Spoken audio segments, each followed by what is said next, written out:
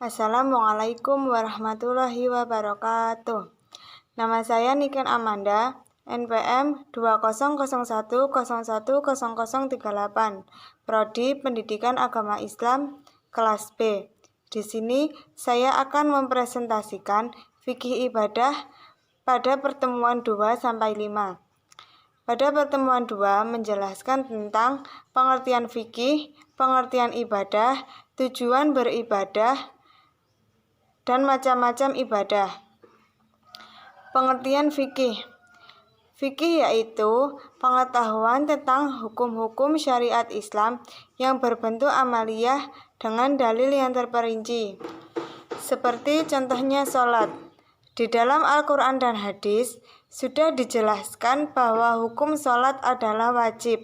Tetapi di dalam Al-Quran dan hadis tidak dijelaskan bagaimana tata cara pelaksanaan sholat. Nah, di dalam ilmu fikih ini kita mempelajari bagaimana tata cara pelaksanaan sholat, hal-hal yang membatalkan sholat, dan hal-hal apa saja yang tidak boleh dilakukan ketika sholat. Selanjutnya yaitu pengertian ibadah. Ibadah secara bahasa artinya tunduk atau merendahkan. Sedangkan menurut syara, ibadah adalah taat kepada Allah dengan melaksanakan perintahnya baik melalui lisan ataupun perbuatan. Tujuan beribadah. Tujuan beribadah yang pertama yaitu menumbuh kembangkan nilai-nilai ketauhidan. Yang kedua, mengharapkan ridho dari Allah Subhanahu wa Ta'ala. Yang ketiga, mendapatkan kebahagiaan di dunia dan di akhirat. Macam-macam ibadah. Ibadah dibagi menjadi dua, yaitu yang pertama ibadah mahdhah dan ibadah ghairu mahdhah. Ibadah mahdhah yaitu ibadah yang sifatnya khusus, hablum minallah, hubungan langsung antara hamba dan Tuhannya.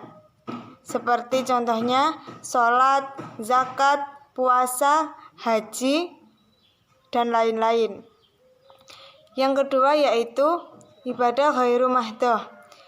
Ibadah ghairu mahdhah adalah ibadah yang sifatnya umum, hablum minannas, hubungan antara manusia yang satu dengan manusia yang lainnya. Seperti contohnya tolong-menolong, gotong royong, dan saling membantu apabila salah satu dari tetangga ataupun keluarga mengalami kesusahan. Selanjutnya, pada pertemuan ketiga membahas prinsip-prinsip dalam beribadah, ruang lingkup beribadah, dan syarat diterimanya ibadah. Yang pertama yaitu prinsip-prinsip dalam beribadah. Sudah dijelaskan pada awal tadi bahwa ibadah dibagi menjadi dua, yaitu ibadah mahdhah dan ibadah ghairu mahdhah. Kali ini saya akan menjelaskan prinsip-prinsip dalam beribadah, yaitu ibadah mahdhah. Ibadah mahdhah dibagi menjadi dua, yaitu mahdhah muqayyadah dan ghairu muqayyadah. Ibadah mahdhah muqayyadah yaitu ibadah yang dibatasi, seperti sholat, zakat, haji, puasa, dan lain-lain. Yang kedua yaitu ibadah ghairu muqayyadah. Ibadah ghairu muqayyadah yaitu ibadah yang tidak dibatasi, seperti tasbih, tahmid, tahlil, dan yang bersangkutan dengan zikir kepada Allah. Prinsip dalam beribadah ibadah mahdhah. Yang pertama yaitu keberadaannya harus berdasarkan dalil dan perintah. Yang kedua, tata caranya harus seperti Rasulullah SAW. Yang ketiga, bersifat di luar jangkauan akal. Dan yang keempat, asasnya adalah taat. Prinsip ibadah dalam ibadah ghairu mahdhah. Yang pertama yaitu Keberadaannya tidak didasarkan pada dalil yang rinci, tetapi berdasarkan atas tidak adanya dalil yang melarang. Yang kedua yaitu tata caranya tidak harus seperti Rasulullah SAW. Dan yang ketiga, asasnya adalah manfaat. Selanjutnya yaitu ruang lingkup dalam beribadah. Yang pertama yaitu ruang lingkup dalam beribadah, ibadah mahdoh. Ibadah mahdoh dibagi menjadi dua, yaitu mahdoh muqayyadah dan ghairu muqayyadah. Ibadah mahdoh muqayyadah yaitu ibadah yang dibatasi, seperti wudhu, tayamum, azan, sholat, puasa, haji, dan lain sebagainya. Ibadah ghairu muqayyadah yaitu ibadah yang tidak dibatasi, seperti berzikir kepada Allah, yaitu tahlil, tahmid, tasbih, dan ada pula zakat, sedekah, dan lain-lain. Ibadah mahdoh yaitu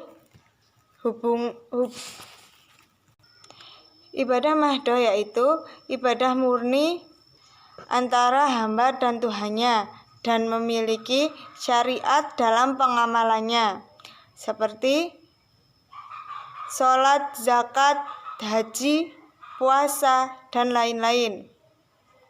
Selanjutnya yaitu ruang lingkup dalam ibadah ghairu mahdoh. Ibadah ghairu mahdoh yaitu ibadah selain hubungan antara hamba dan Tuhannya, tetapi juga dengan makhluk lainnya, manusia yang satu dengan manusia yang lain, dengan dasar tidak ada dalil yang melarang. Ibadah ghairu mahdoh dapat berimplikasi pada diri sendiri atau dalam keluarga,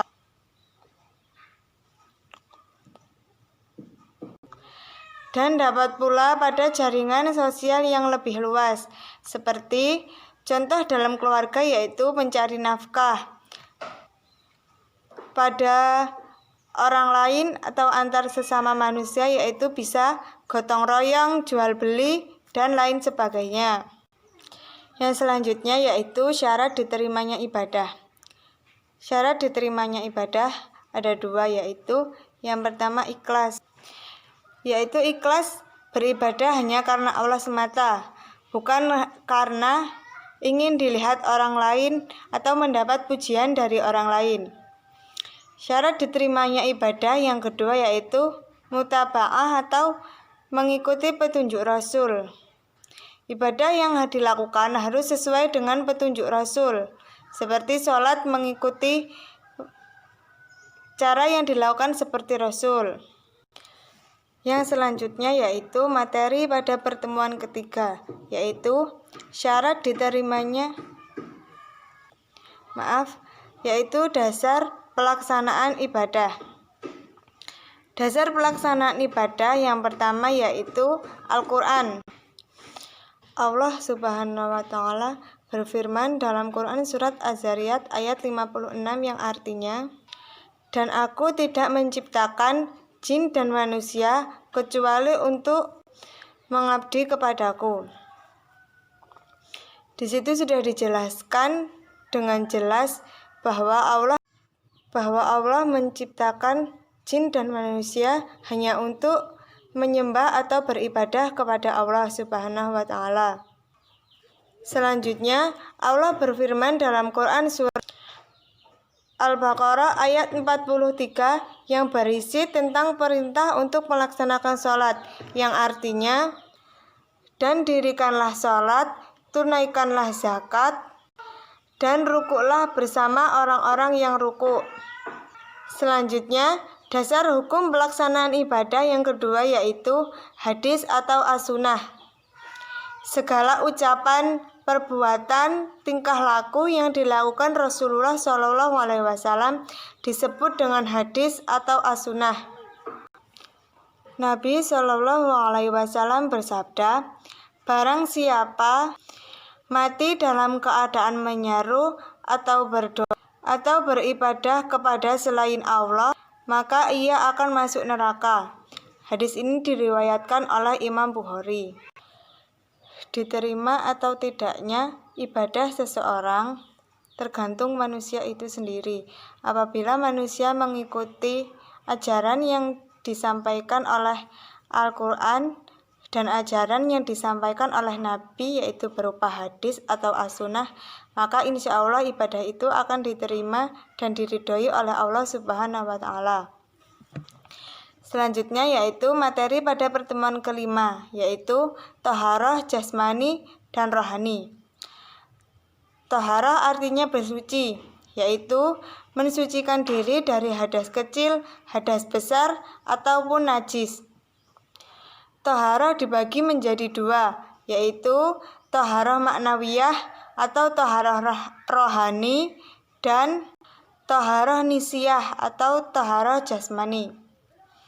Thaharah maknawiyah atau thaharah rohani adalah mensucikan diri dari maksiat dengan bertauhid dan mengamalkan amal soleh agar selalu dekat dengan Allah Subhanahu wa Ta'ala.